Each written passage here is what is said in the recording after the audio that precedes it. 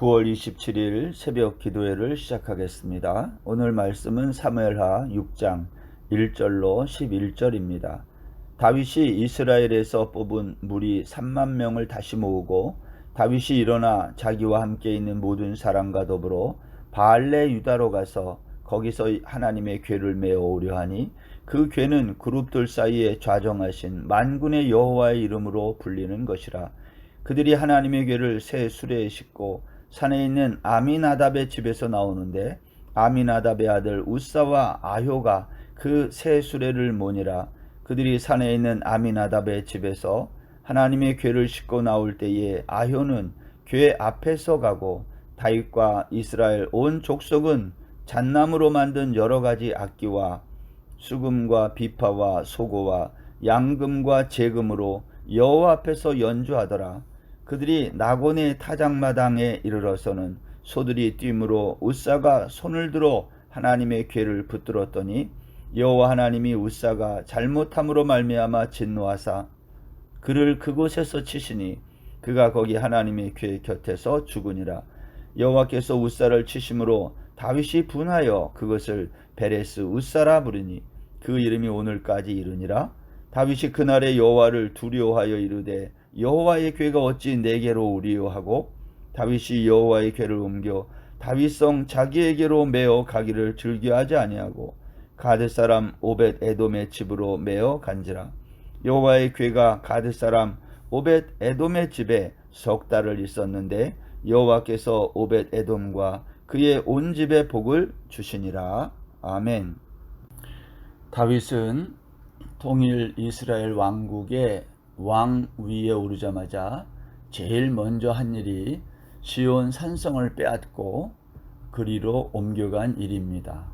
성경은 그 이유를 말하지 않습니다. 그런데 오늘 본문에서 그 이유가 드러나는데 바로 하나님의 궤를 옮기기 위함이었다는 겁니다. 하나님의 궤가 무엇인가요? 출애굽기 25장 22절에 보면 하나님이 모세에게 이렇게 말합니다.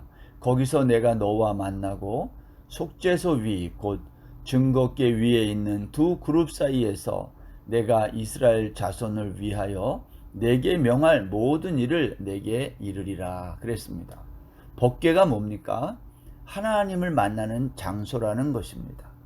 히브리서 기자는 하나님의 자리를 그룹들 사이에 좌정하신 만군의 여호와라고 했습니다. 하나님의 자리가 그룹들 사이에 법궤, 지성소 안에 있는 그 자리라는 겁니다. 지성소 안에 안치되어 있는 법궤와 관련된 성경의 첫 번째 이야기가 사무엘상 4장에 있습니다. 그 내용을 잠깐 보면 이스라엘은 당시 블레셋과 전쟁을 벌이다가 4,000명이 죽어요. 백성들은 이 4,000명이 죽는 이것을 보면서 여호와 하나님에게 어찌하여 블레셋에게 이렇게 패하게 하셨습니까? 하면서 우리가 이렇게 블레셋에게 패하게 된 그 원인이 하나님의 법궤가 없어서, 다시 말하면 하나님의 임재가 없어서 졌다고 생각하고 하나님의 궤를 전쟁터로 가져오면 이길 수 있다고 믿었어요. 성경의 증언에 의하면 법궤가 이스라엘 진영에 들어올 때에 이스라엘 백성들이 큰 소리를 지르며 땅이 울릴 정도로 환호했다고 성경이 그렇게 증언합니다. 그러나 전쟁의 결과는 마찬가지 참담했습니다. 제사장 엘리의 두 아들 홈니와 비느하스가 죽고 군사 3만 명이 죽는 대패를 당하고 만 것입니다. 뿐만 아니라 하나님의 궤를 블레셋에게 빼앗겨 버려요. 이스라엘은 하나님의 궤를 이방인들이 알고 있는 부적과 같은 정도로 알았던 것입니다. 이것이 하나님의 궤에 대한 이스라엘의 오해였죠. 이 하나님의 궤에 관한 두 번째 이야기가 사무엘상 6장에 있습니다. 이제 이스라엘로부터 하나님의 궤를 빼앗은 블레셋은요, 이 궤를 자신들의 신 아스돗에 있는 다곤 신당에 전리품으로 바치는 거죠. 자기들의 신이 이겼다는 그런 의미가 있는 거죠. 그런데 그 다음날 아침에 그 다곤 신전에 가보니까 블레셋의 신 다곤상의 목이 부러지고 여호와의 궤 앞에 떨어져 있는 거예요. 그 다음날 아침에 또 가보니까 이번에는 다곤상의 두 손목이 부러져 떨어지고 몸뚱이만 남아있는 겁니다. 뿐만 아니라 그 당시 아스돗 성읍에 있는 많은 블레셋 사람들에게 독한 종기가, 전염병이죠, 퍼지게 됩니다. 결국 많은 사람이 죽게 되자 블레셋 사람들은 이 하나님의 궤를 다른 성읍, 가드 성읍으로 보냅니다. 그러나 가드로 옮겨간 이 하나님의 궤 역시 그 성읍에 있는 많은 사람들에게 독한 종기가 나게 하고 사람들이 또 많이 죽게 되는 거죠. 가드 사람들은 이 하나님의 궤를 다시 다른 성읍 에그론으로 보내줍니다. 그러나 에그론에서도 역시 사람들이 독한 종기로 죽게 되자 블레셋 이 지도자들은 하나님의 이 법궤를 다시 이스라엘에게 돌려보내기로 결정합니다. 여러분, 이렇게 해서 이스라엘 진영으로 돌아온 이 하나님의 궤를 다윗은 통일 왕국의 왕이 되자마자 자기가 있는 곳으로 예루살렘으로 옮겨오려고 했던 거죠. 그런데 다윗이 하나님의 궤를 다윗성으로 가져오는 이 과정에서 문제가 발생합니다. 다윗은 하나님의 궤를 옮겨오기 위해서 성경에 보면 1절 말씀, 본문 1절에 보면 다윗이 이스라엘에서 뽑은 무리 3만 명을 다시 모았다 그랬어요. 여러분, 조그만 궤 하나 옮기는데 이스라엘에서 뽑은 군사 3만 명을 동원한 거예요. 좀 이상하지 않습니까? 그리고 새 수레에 이 궤를 싣고 아미나답의 집을 나올 때에 아미나답의 아들이었던 우사와 아효가 이 법궤를 실은 새 수레를 몰고 온 겁니다. 이것은 이방 사람들이 하는 방법이거든요.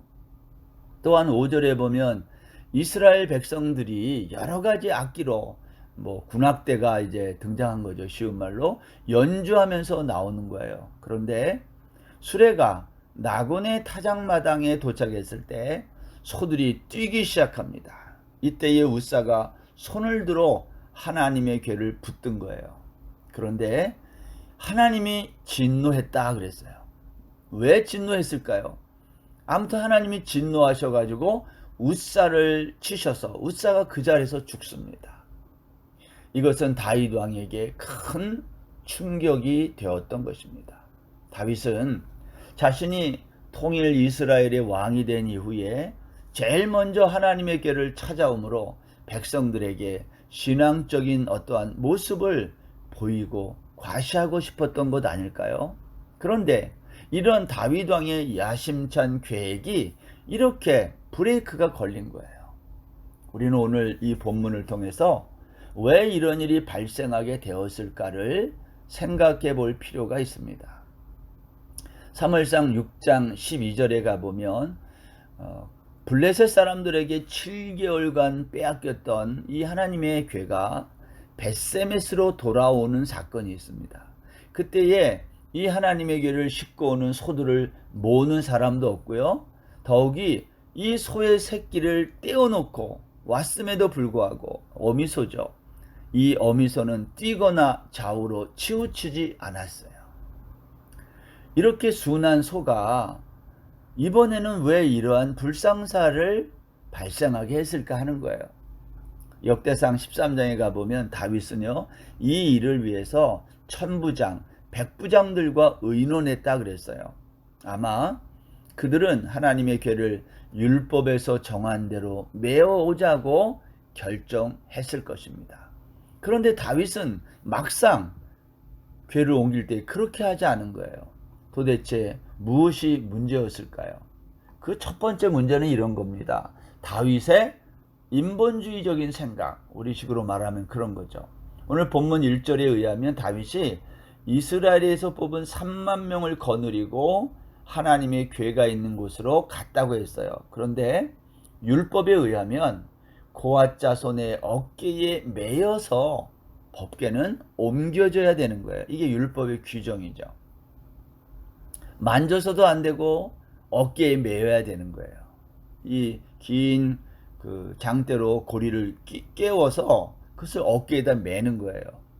그리고 이 궤는요, 제사장들이 이렇게 레위 자손들이 이렇게 옮기는 거지, 이렇게 3만 명씩이나 되는 군대의 호의를 받으며 군악대의 연주에 맞춰서 옮겨지는 것이 아닌 거예요. 다윗이 이렇게 한 이유가 뭘까요? 그날의 주인공이 하나님이 아니라 자신 또는 사람들이었음을 보여주는 것 아닌가요? 그 자그마한 하나님의 궤로 옮기는데 3만 명 아마 보이지도 않았을까요? 뒤에 있는 사람들은. 다윗은 천부장, 백부장들, 지도자들과 하나님의 궤를 이동하기 위해 이미 다 의논을 해놨어요. 레위 자손의 어깨에 매여 옮기기로 한 겁니다. 그러나 다 계획은 했는데 막상 바알레 유다라고 되어 있어요. 바알레 유다. 이건 기앗 여아림의 옛 이름인데 같은데요. 기앗 여아림. 거기에 이제 법궤가 있는 곳에 도착했을 때 이미 성경에 보면 우사와 아요가 새 수레에 법궤를 싣고 나오고 있었던 거예요. 이때 다윗은 사실 우사와 아효를 저지했어요. 그렇게 하면 안 된다. 근데 다윗은 그렇게 하지 않은 거예요. 이유가 뭘까요? 그는 통일왕국의 왕이 된 다음에 사람들 앞에서 자신의 모습을 드러내고 싶지 않았는가 하는 생각이 드는 거죠. 그는 신앙적으로 하나님 중심으로 일을 하기 위해서 시온 산성으로 수도도 옮겼고요. 이제 법궤를 옮기면 이게 완성되는 거예요. 이렇게 멋진 출발을 하려고 했던 다윗은 우사와 아효의 어떻게 보면 사람들의 기세에 굴복하고 만 거죠. 새 수레는 사실 이방인 블레셋 사람들이 법궤를 운반하던 방식이에요. 율법의 규례와는 전혀 다른 방식이에요. 다윗은 이 하나님의 교회 운반을 어떻게 보면 왕권을 강화하는 수단으로 생각하고 거창하게 준비했는지 몰라요. 법궤 이동을 통해서 자신을 과시하고 싶었는지 모른다 이 말입니다.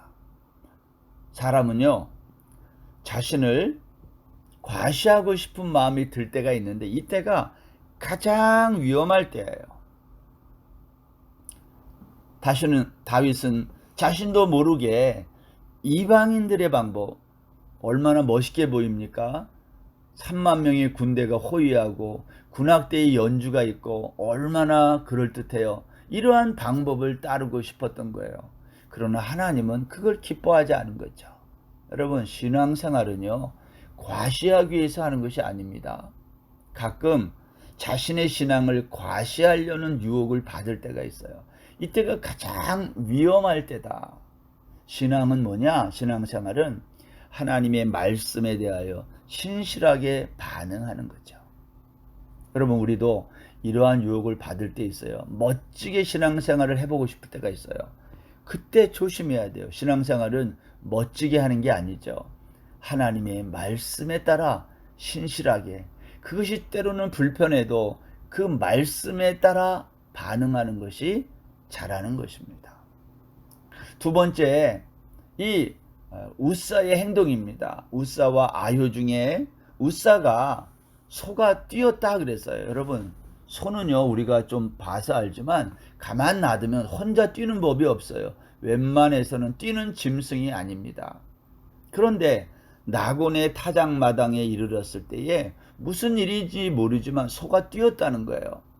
여기에서 더 중요한 것은 소가 그렇게 뛸 때에 우사가 했던 행동입니다. 6절에 보면 우사가 손을 들어 하나님의 궤를 붙들었다 그랬습니다. 여러분, 우사는 그냥 하나님의 궤를 붙든 것이 아니라 자신이 붙들지 아니하면 무슨 일이 일어날 것처럼, 마치 하나님의 궤가 자기 손 안에 있는 것처럼 붙잡았다. 다시 말하면 하나님의 궤를 소유했다, 그런 의미가 있습니다. 여러분, 하나님은 그러한 우사의 행동을 치신 거예요. 우사는 하나님의 괴를 마치 자신의 손 안에서 자기가 컨트롤할 수 있는 것처럼 자신을 돋보이게 하는 하나의 어떤 장식으로 여긴 거죠. 이렇게 말할 수 있어요. 우사는 하나님을 소유하려 한 것입니다. 여러분, 이것이 얼마나 큰 악인지 알 수 없죠.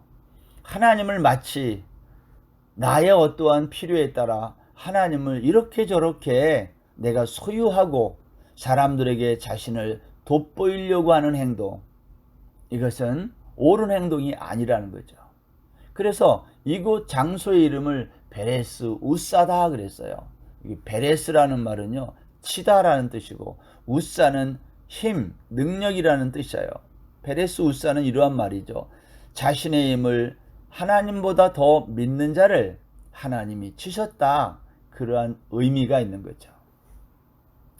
여러분, 우사의 죽음은 다윗을 향한 하나님의 경고입니다. 다윗은 하나님의 괴를 다윗성으로 메어가기를 즐겨하지 않고, 그래서 가드 사람 오벳 에돔의 집으로 메어갔다, 성경이 그렇게 말해요. 그리고 하나님의 괴가 그곳에 석 달을 머물게 되고, 오늘 본문은 이렇게 마칩니다. 마지막 절에 보면 여호와께서 오벳 에돔과 그의 온 집에 복을 주시니라. 하나님의 괴가 하나님의 임재를 상징하는 거죠. 여러분, 우리는 종종 우리의 종교적인 열심으로 하나님의 임재하심을 나의 어떤 유익을 위해 사용하려고 할 때가 많아요. 그러한 유혹을 받을 때가 많다는 겁니다. 그런데 하나님은 나의 어떤 목적을 위한 도구로 사용되는 분도 아니고요. 우리가 그러한 유혹이 있을 때 또한 잘 물리쳐 내야 한다는 것입니다. 사실 성경에서 민수기 4장 15절 같은 데 보면 하나님의 성물을 만지면 죽는다 그랬어요. 하나님의 거룩함을 가볍게 여긴 대가로 우사가 죽은 거죠. 여러분, 하나님은 우리가 지키고 돌보아야 될 뿐이 아니라 오히려 하나님이 우리를 지키고 돌보아 주셔야 하는 것입니다. 오늘 하루도 하나님의 지키심과 돌보심 가운데 평안한 복된 하루 되시기를 주의 이름으로 축원합니다. 기도하겠습니다. 하나님 아버지, 오늘 저희들을 사랑하셔서 오늘도 귀한 사무엘하 6장에 있는 말씀을 우리에게 허락해 주셔서 감사합니다. 하나님, 때로는 우리가 하나님을 우리의 마음대로 이렇게 저렇게 좌지우지하고 싶은 마음이 들 때가 있습니다. 우리의 잘못된 종교적 열심, 과도한 열심을 용서해 주시고 오히려 하나님의 돌보심과 지킴을 받는, 그것을 구하는 겸손한 하루가 되게 하여 주옵소서. 오늘 하루도 온전히 주께 의지하며 예수님의 이름으로 기도드립니다. 아멘. 오늘 하루도 평안하세요.